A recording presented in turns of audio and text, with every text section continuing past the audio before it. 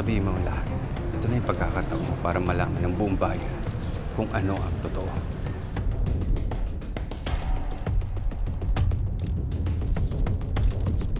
Napakainit ng issue na ito na pinag-uusapan ng buong bayan. Ano ba yung katotohanan? Ako po si Police Officer Rafael Policarpio. Anak po ako ni General Policarpio. Matagal ko na pong alam ang sinasabing sindikato na nandito sa Pilipinas. Sila po ang Golden Scorpion. Sila po ang nasa likod ng Palanga Massacre.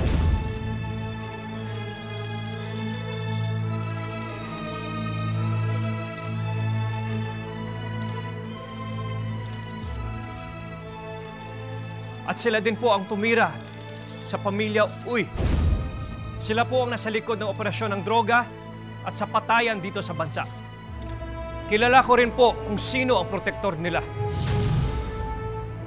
Si General Policarpio, ang aking ama.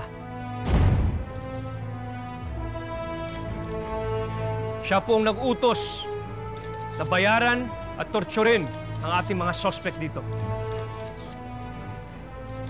Para protektahan ang sindikatong Golden Scorpion. Kilala ko rin po kung sino ang protektor ng Golden Scorpion. Si General Policarpio, ang aking ama.